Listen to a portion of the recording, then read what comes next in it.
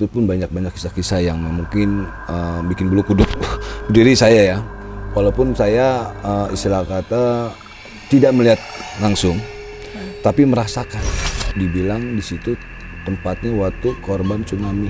Ada hotel yang mungkin tukang bangunannya bekerja masuk ke dalam kolam, dan itu teman saya lari, Bunda, dari kamar mandi. Pagi-paginya dia pas buka keran itu keluar darah. Apalagi seperti trauma healing di bencana Lombok, saya di kaki Gunung Rinjani, saya istirahat, saya duduk, saya nggak tahu kalau itu kuburan. Saya cuma dapat map, saya ikutin jalur yang memang masuk ke kampung-kampung, tiba-tiba di pinggir pantai. Mungkin lagi ada acara. Saya tuh lahir di Lilit Tali Pusar. Itu apa tuh, Bunda? Menurut saya gini, tabur tuai.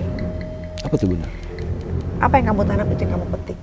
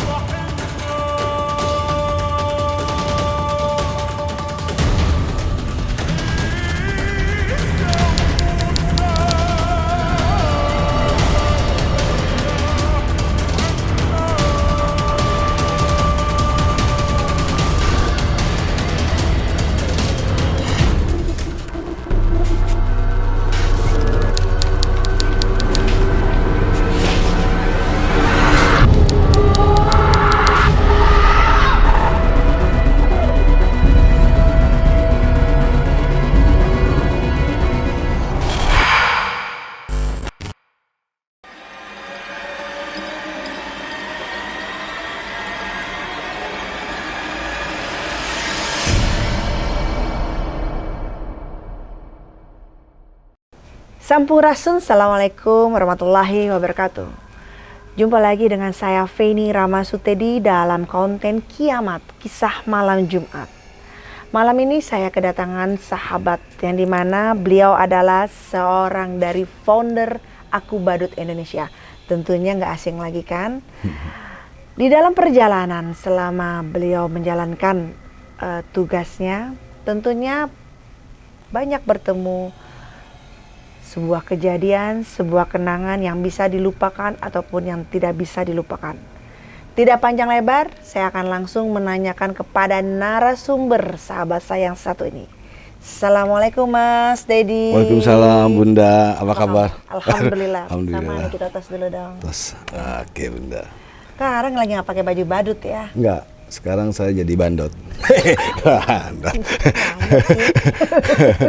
Jauh ya badut sama bandot ya? Iya, dikit lah. Ya dikit ya. Dikit. Nah, sebagai founder Badut Aku Badut Indonesia, ya kan? Nah, tentunya kan dalam perjalanan itu mungkin orang-orang teman-teman di luar sana bingung hubungannya apa Aku Badut Indonesia dengan acara Kisah Malam Jumat atau misteri, ya. Nah, mungkin di sini nanti bisa diceritakan mungkin dalam perjalanan selama menjalankan tugas ya, itu betul. Dalam perjalanan itu menemukan hal-hal yang tidak bisa dilupakan, bisa dibagi ceritanya kepada kita semua. Gimana? Ya Bunda, banyak sekali kisah-kisah yang aku alamin. Jadi kalau mungkin dari para pemirsa di rumah ya yang sedang menonton tayangan Kiamat ini, bahwa kami ini selalu keliling Indonesia, Bunda.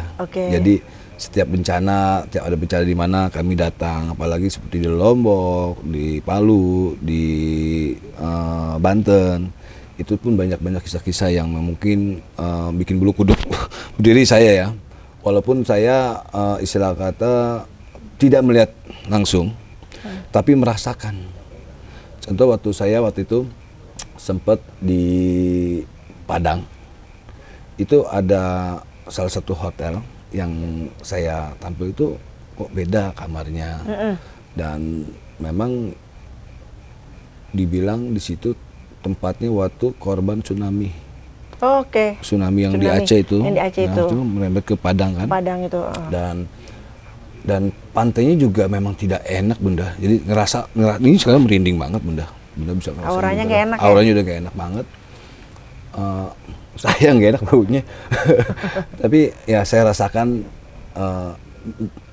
apa ya? Waktu itu saya bawa istri saya lagi hamil tuh Bunda. Oke. Dan sempat dilarang untuk ke bibir pantai. Dikhawatirkan terjadi apa-apa. Oleh saya ikutin, memang kan setiap daerah kan mempunyai ada orang-orang seperti ini lah, mengerti lah Bunda ya. Dan saya juga terima kasih banget dengan orang-orang yang di sana membantu informasi tersebut. Akhirnya saya bawa ke dalam. Tapi suasana nggak enak Bunda. Nah setelah itu saya show di salah satu hotel juga, tapi di sini saya dapat kisah yang menarik Bunda. Jadi waktu gempa terjadi, waktu itu juga gempa di Padang itu, ada hotel yang mungkin tukang bangunannya bekerja masuk ke dalam kolam, dan itu lagi dicor tuh Bunda. Kolam renang? Dia masuk kolam renang karena bangunan itu lagi dicor, jatuh ke kolam renang, tukang-tukang jatuh, bangunan lagi dicor, coran itu jatuh ke kolam renang Bunda. Jadi dia kayak ke itu dong, kayak semen kecor gitu dong, ketiban udah gitu. Karena nggak bisa ketolong lagi ya udah damcor. Dan saya dapat informasi juga itu langsung dibikin diskotik kan. Ya Tuhan. Dan barengan nanti di diskotik ya? Nggak tahu deh, cek gitu. Terus saya ya terasa nggak enak gitu. Sana kok nggak enak banget di kamar mandi, terutama di kamar mandi tersebut. Dan memang dibilang serem banget kamar mandinya. Itu di Padang, dan di salah satu di Palembang juga ngalamin juga Bunda, ngalamin di mana saya 2 kali tuh dapat kamar itu lagi di Palembang. Di Palembang. Hotel itu bintang 3 kah atau bintang 2 atau bintang 4? Bintang 4. Bintang 4 pemirsa. Oke, jadi baik. bekas ada pabrik lah di sana. Berarti masih di tengah kota dong hotelnya kalau bintang 4. Ya gitulah Bunda. Iya kan? Iya. Oh iya, kita bisa lacak. Ya, terus? Dan di situ lumayan lah, hotelnya juga bintang 4. Saya dapat, pertama saya nggak tahu Bunda, sama sekali nggak tahu gitu kan. Gara-gara teman saya pindah tidur. Kok teman saya pindah tidur di kamar mandi Bunda. Hah? Pindah, saya nyanyarin, pertama nyanyarin. Saya kaget, di bathtub tidur. Di semenjak itu saya pikir bercanda temen lah, udah saya bangunin, dia kaget juga, nggak percaya juga, saya nggak percaya.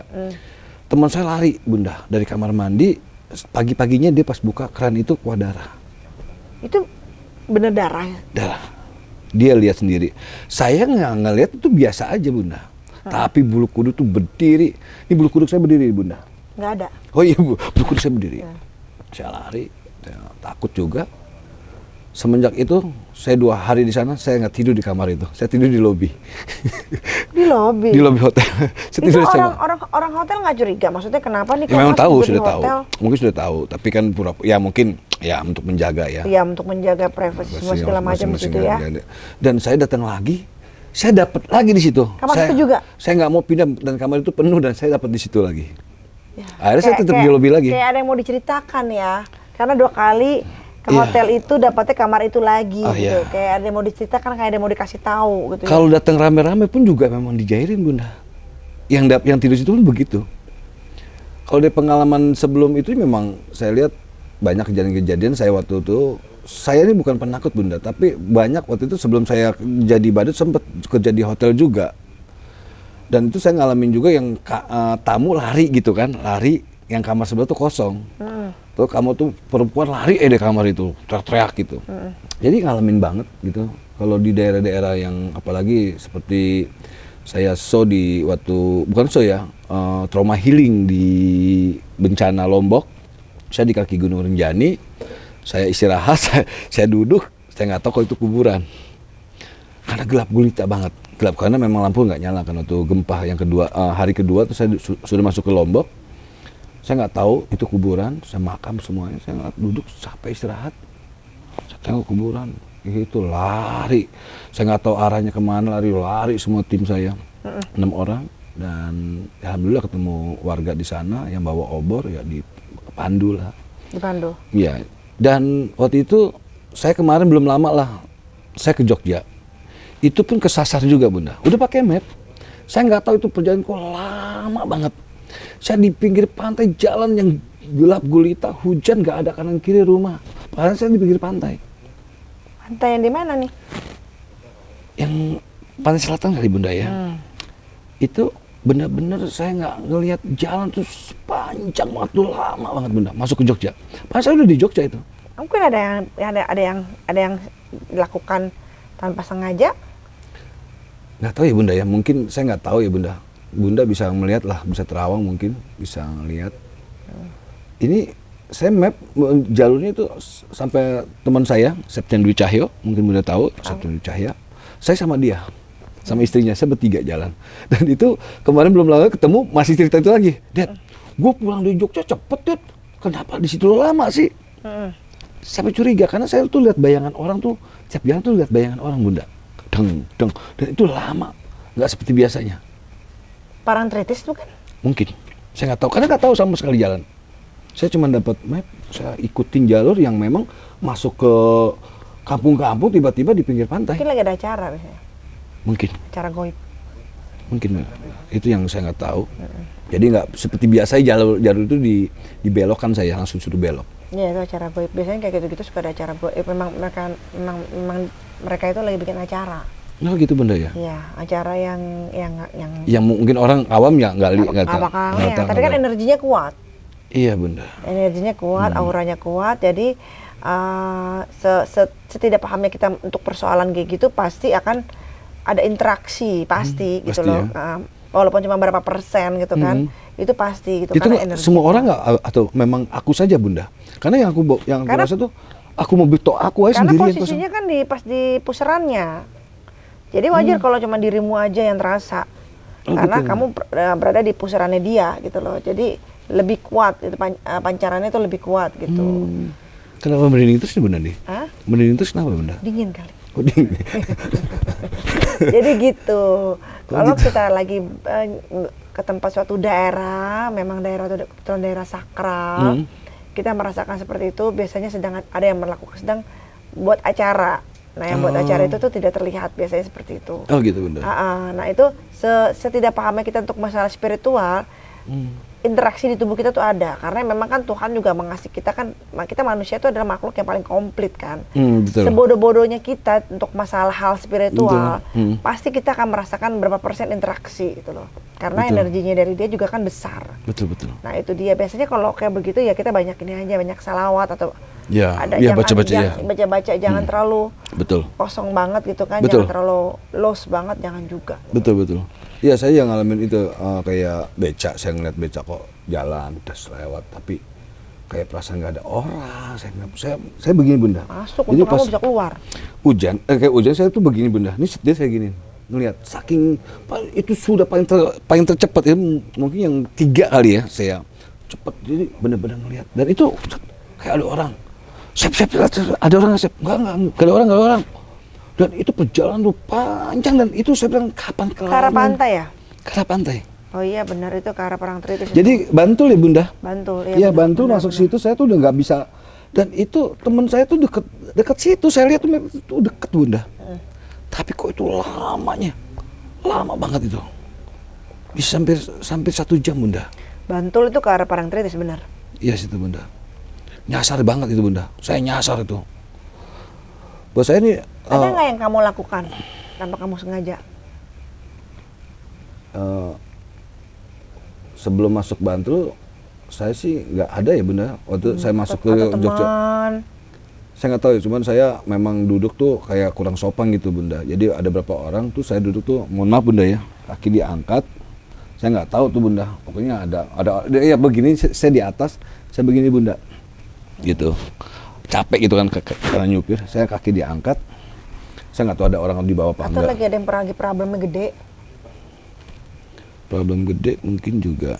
Kalau kebetulan Septian lagi mau syuting film horor waktu itu. Sama Pak Jawo Sutejo kalau nggak salah. Mau syuting? Syuting. Mau syuting waktu itu ya? Ya, mau syuting film serem. Oh, baru mau ke lokasi berarti? Mau syuting pertama, dan saya cuma yang nganterin, dan saya lagi ada urusan dengan teman-teman badut di sana di Pekalongan. Tapi Belum proses. Belum suwon gitu. Belum tahu saya. Tapi itu proses syuting, mau syuting pada saat itu. Ya juga dikenalin dulu situasinya. Itu Bunda ya. Mungkin itu juga salah satu Bunda ya. Iya, paling perkiraannya itu lagi ada memang lagi ada acara di situ, dan kedua mungkin kita ada something yang kita melakukan sesuatu hal yang membuat dia tidak oke gitu kan, nggak nyaman, atau memang kita sendirinya lagi ada konflik. Biasanya makanya nggak boleh manusia itu, misalnya dia memang lagi ada problem di dalam dirinya yang hektik banget, yang benar-benar kuat banget goncangan itu tuh, jangan sampai dia masuk ke dalam lingkungan pusaran itu ya. Pusaran itu gitu loh, karena disitulah gerbang kebukanya semua. Kan sedang kita kan nggak tahu Bunda.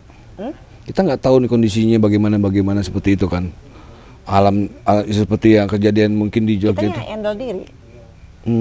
Kalau kita udah tahu kita lagi ada problem, ada masalah, kita lagi ada suatu hal yang tidak bisa kita putuskan, atau hal yang menurut kita itu berat, kita jangan pernah coba-coba terlalu masuk ke dalam, terbuai dalam suatu situasi itu.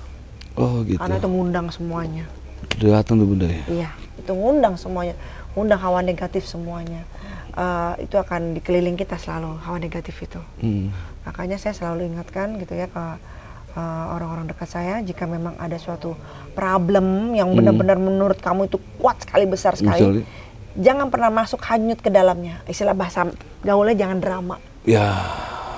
Gitu. Karena kamu satu pintu kamu buka, masuk lagi. Dua pintu kamu buka, masuk lagi. Semakin banyak. Makin banyak, semakin masuk, kamu kehilangan arah, belas udah itu jadi dihuni. Tubuh adalah rumah Tuhan bagi saya. Jadi yang berhak boleh interaksi sama seluruh jiwa raga kita adalah Tuhan dan diri kita sendiri yang bisa membolehkan siapa yang boleh interaksi.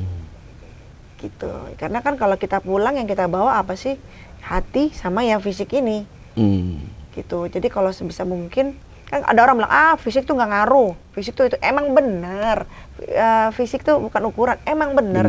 Tapi lo salah, nggak juga lo dikubur langsung lu dikubur. Betul.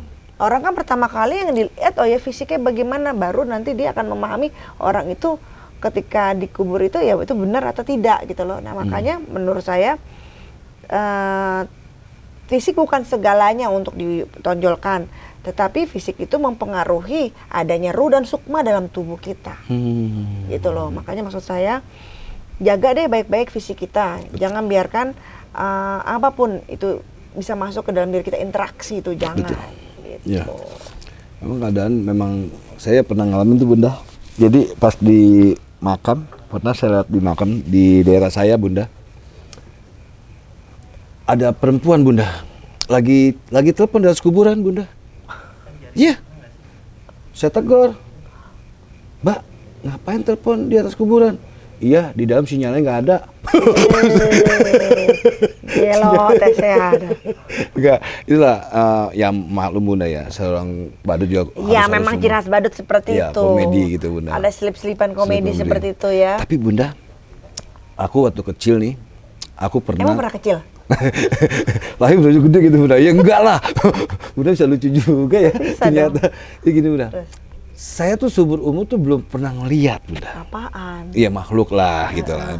Tapi saya waktu kecil umur sekitar 7 tahun Bunda, itu ngelihat di sumur saya di rumah saya di Senen dulu. Itu ngelihat Bunda. Apa ya kamu lihat? Kepala aja gitu Bunda. Itu saya kabur, itu siang tuh Bunda. Itu makhluk paling enak loh, bikin enak. Iya itu. Nah, dan lucunya kalau dia. Ya, dan lucunya memang kalau temen bilang ngelihat, saya bilang, gue nggak ngeliat apa-apa gitu kan. Jadi ya kayak yang di Palembang, suasana yang apa-apa itu nggak pernah, cuma ngerasa aja sih, memang wah ada ya gitu. Ya kan kategori ada dua. Bisa kamu lihat dengan mata kamu atau kamu rasa dengan hati kamu. Kalau memilih mendingan hati. Iya betul. Daripada ngeliat. Kita ngeliat yang enak-enak aja. Betul. Kalau ngeliat yang enak-enak mau ngapain? Betul. Nah kenapa ke hati? Karena itu untuk kita menjadi mawas diri. Gitu loh. Kalau boleh memilih mendingan hati aja, udah sampai situ aja Tuhan. Hati udah terasa, oh ya ada something nih. Karena kalau udah mata melihat kan belum tentu kita kuat. Betul. Belum tentu kita enak melihatnya. Betul. Penampilannya nggak akan bagus. Gak bagus Bro. Nggak. Parah Bunda ya. Parah lah, nggak ada yang cakep kayak gitu. Kalau cakep jadi model dia. Betul. Kalau serem ya, kalau lucu jadi badut Bunda ya. Memang sih Bunda, kalau dikatakan dalam perjalanan saya di dunia hiburan anak-anak, kan memang ketemunya selalu anak-anak ya.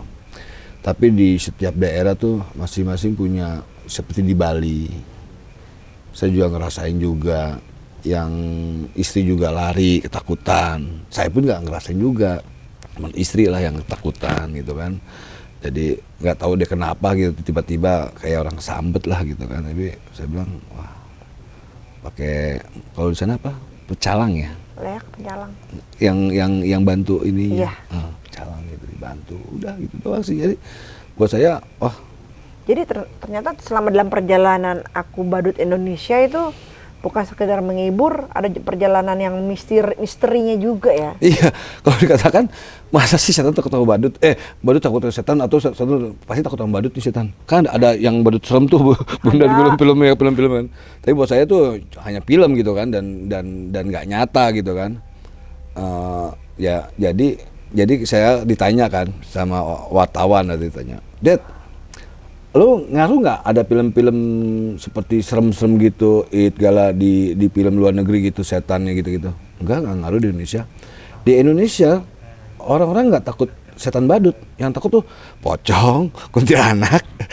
Karena saya ngalamin kayak bilang gitu. Kalau setan badut tuh nggak ada yang takut, biasa-biasa aja. Persepsi makhluk yang di sini sama di sana beda-beda. Tapi kalau yang paling menjijikan tuh siluman. Oh, teman saya namanya Sulaiman. Siluman. Oh, beda ya. Beda Sulaiman itu. Iya, siluman tuh itu paling menjijikan itu. Dan biasanya tuh orang-orang pesugihan itu. Siluman Pesugihan itu ya? lebih ngeyel. Bentuknya kayak binatang. Bukan binatang. Apa bukan. makhluk kayak serigala jadi bentuknya Enggak, apa gitu atau yang gimana? lidahnya panjang lah, yang Aneh ini gitu? banyak aneh, pokoknya nggak beraturan. Kayak liak gitu? Nah, ya kurang lebih seperti itulah. Jadi aneh bentuknya yang nggak jelas. Buntut lah, Berbuntut badannya bener. inilah kayak gitu deh. Pokoknya semua jadi kayak abstrak. Jadi nggak susah digambar lah. Wah, Kalau digambar dilukis tuh nggak bisa lah gitu ya. tapi jijik. Jijik. Tapi jijik, saya pernah lihat waktu itu jijik itu. Duh. Di Prokerto sih waktu itu. Itu memang ada Biasanya bentuk untuk jin pesugihan. di Gunung Kawi atau gimana? Pokoknya apapun pesugihan pasti menggunakan dia. Itu. Bukan menggunakan kuntilanak, bukan.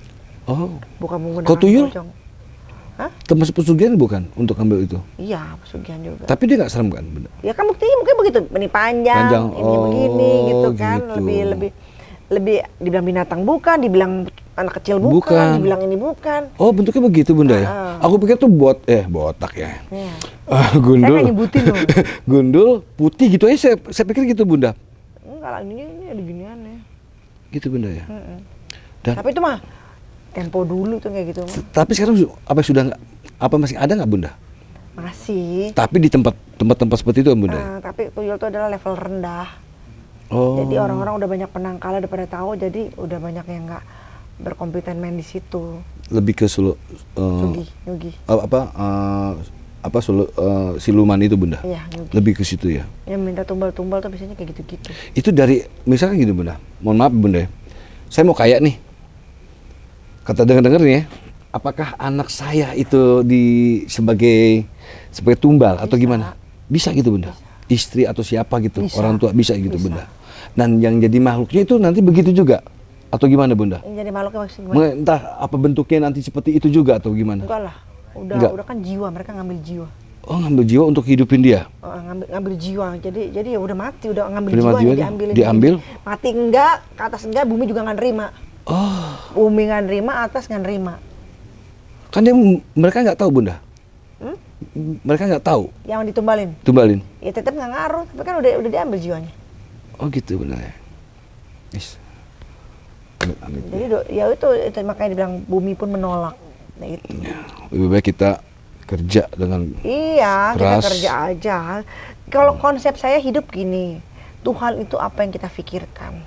Jadi kalau kamu memikirkan Tuhan itu buruk, ya jadinya buruk. Betul. Kalau kamu memikirkan Tuhan baik sama saya, Tuhan sayang sama saya, Tuhan akan selalu memberikan rezeki kepada saya. akan menjadi seperti itu. Betul. Seperti nonton TV Bunda ya. Ya, Jadi apa yang kita misalkan kita remote, kita minta tas 7. Oh, aku mau lihat net nih, ada Bunda nih, net TV nih. Tet, keluar Bunda. nah Gitu. Apa yang kita pikirkan iya, Bunda ya? itu konsep. Konsepnya ya. Itu harus konsep satu. Kedua,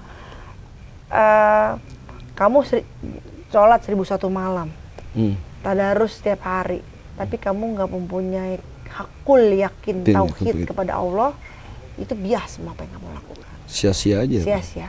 Dengan orang yang sholat ya apa adanya, sunnah apa adanya, tapi dia hakul yakin sama Allah, dia tauhidnya bagus, dia nggak berdoa mengucap pun, dalam hati pun akan dikabulkan sama Allah. Ya. Itu konsep hidup saya. Itu rahasia hidup saya. Terus saya kasih tahu malam ini. Saya ngalamin tuh Bunda. Saya ngalamin begitu Bunda. Ya kan? Saya waktu kemarin PSBB kan, motor saya kan diambil Bunda sama debt collector. Istri nangis-nangis bukan karena motor diambil juga Bunda. Dia berpikir kalau misalkan motor saya nggak ada, nanti saya pakai apa untuk menghibur anak-anak Indonesia. Saya bilang Bismillah aja, yang kita nggak tahu rezeki. Tiba-tiba saya sore dapat 2 motor Bunda, Kan? langsung diijabah gitu kan. Itu dia. Mungkin dua anak-anak yatim, dua yang anak-anak yang Karena keyakinan itu tenang aja itu. Iya. Karena kita bertumpuan bertahan gitu loh. Itu konsepnya simple. Tuhan tuh gini. Kadang yang saya sedihin itu adalah manusia itu sendiri yang mempersulit segalanya untuk dekat sama Tuhan tuh kayaknya sulit. Betul. Nah itu saya sangat sayang sekali dengan ada yang tipe-tipe seperti itu. Kalau saya tuh justru memberikan gambaran bahwa Tuhan tuh bukan sesuatu yang untuk kita ajak dialog sulit. Enggak ada. Kamu mau pakai baju compang-camping pun kalau Tuhan ingin mendengarkan akan Tuhan dengarkan. Kamu mau pakai bedasi 10 cm pun apa 10 meter pun kalau Tuhan tidak mau dengarkan, dia tidak akan pernah mau mendengarkan gitu loh. Jadi jangan suka mempersulit gitu loh, mempersulit kita untuk dekat sama Tuhan. Jangan dengan apalah kisah-kisahnya seperti itu, jangan seperti itu. Kalau saya selalu memberitahukan kepada teman-teman semua, sahabat-sahabat keluarga, bahwa Tuhan itu bukanlah sesuatu yang sulit. Tuhan itu sangat bersahabat, betul. sangat penuh kasih, sangat maha mendengar. Wah, bukan sangat mendengar lagi, Tuhan tuh maha cemburu. Makanya tidak boleh menyayangi Tuhan melebihi apapun itu, even itu kepada keluarga kita. Oh gitu Nggak boleh. Misalnya mencintai hanya 75% gitu. Iya. Nggak usah lebih-lebih ya. Nggak boleh. Oke. Ya mungkin saya juga tidak sempurna banget gitu kan. Ini apa yang bisa saya bagi kepada pemirsa di rumah dan kepada sahabat saya, yang bisa saya bagi pengalaman hidup saya, bahwa untuk saya bersama Allah itu, saya tidak akan menganggap Allah itu sesuatu yang menyulitkan. Tidak. Allah itu adalah sebuah hal yang sangat baik menurut saya, sebuah hal yang sangat ramah, penuh cinta kasih gitu ya. Itu udah memang saya tanamin, dan itu saya tanamin juga ke anak saya. Benar. Kayak gitu. Saya nggak ngajarin anak saya untuk cara beragama yang ribet. Iya. Yang bikin jadi sulit makin menerimanya, jadi kok begini sih agama gitu. Ya, jadi dia akhirnya agama itu sulit. Ya. Mendekat sama Tuhan itu hal yang sulit ya. Jadi malas melakukannya. Nah, jadi malas melakukannya pemirsa. Jangan buat konsep seperti itu. Kita buat konsep bahwa ke orang-orang sahabat kita, terutama ke anak kita, bahwa kasih pesan adalah bahwa Tuhan itu bukanlah sesuatu hal yang sulit untuk kamu dekati. Nggak perlu dengan cara yang bagaimana, enggak lah, Tuhan tuh baik sekali. Itu Bunda, aku mau nanya Bunda. Aku kan selalu minta apapun kayak diturutin Bunda. Contoh kayak gini Bunda. Aduh, gue kepengen ke Batam deh. Seminggunya ke Batam tanpa ada apa-apa. Duh, gue pengen lihat tanah di sini, gue pengen beli deh. Sebenarnya saya beli tanah di situ. Kata ibu saya sih, yang saya dapat informasi, saya tuh lahir di lilit tali pusar. Itu apa tuh Bunda? Apa ada hubungannya? Enggak sih, kalau menurut saya gini, tabur tuai. Apa tuh Bunda? Apa yang kamu tanam itu yang kamu petik. Even itu cuma setetes doang kebaikan yang tulus teh ya. yang tanpa kita niatkan, yang tanpa kita pamrih, itu pahalanya luar biasa daripada kita yang pamrih itu, wah ini gue harus begini-gini, nggak bisa. Yang spontan, kita tulus, dan kita nggak mikirin, tulus aja udah, gitu. Itu udah tabungan. Gitu. Begitupun dengan kejahatan pemirsa. Waspadalah. Makanya kalau nanam yang baik-baik aja, jangan suka nanam yang nggak enak-enak karena berpikir positif. Tapi sekarang kan lagi menghindari yang positif, Bunda. Yang negatif berharap. Gelap. Iya kan? Juga. Iya kan? Iya. Tapi berpikirnya harus positif. Harus. Pada zaman yang sekarang ini kita harus berpikir positif, terutama kepada Tuhan. Karena kekuatan kita nggak ada lain selain. Terutama pada saat ini hanya kekuatan kita satu, ya Tuhan aja. Nggak ada lain siapapun itu, tidak ada nonsen lah. Tadi saya ketemu PPKM, Bunda. PPKM? Iya. Ngapain PPKM nemuin kamu? Enggak, ketemu PPKM di sana ada. PPKM itu singkatnya, Bunda. Apaan? Para pemburu konten misteri.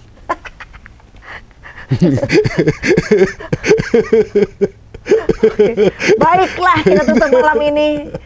Kalau bicara sama badut itu pasti ada tertawa-tertawa. Mau misteri apapun, mau serem apapun ya, mau di kontennya mau di tengah kuburan, pasti ada ketawa-ketawanya karena udah ya memang udah konsepnya, passionnya udah seperti itu, benar. Pemirsa. Tapi nggak apa-apa, semoga bisa menjadi menaikkan imun pemirsa di rumah ya. Betul. Ini kan bagian dari amal kita semua. Ya. Oke? Aku punya konten juga, Bunda. Apa tuh? Berisik. Apa tuh berisik? Berisik TV, Bunda. BERSISYIK. Berisik. Berisik TV. Itu apa kontennya? Berbagi itu asik. Jadi untuk pemirsa di rumah, untuk pada anak-anak anak-anak apa ya? Anak-anak Indonesia ya. Untuk anak-anak Indonesia gitu ya. Jika ada hal-hal yang bisa kamu ingin berbagi kepada anak-anak Indonesia, terutama yang terkena kanker, bencana yatim piatu atau apapun itu, terutama anak-anak Indonesia ya, bukan bapak-bapak Indonesia, apalagi ibu Indonesia.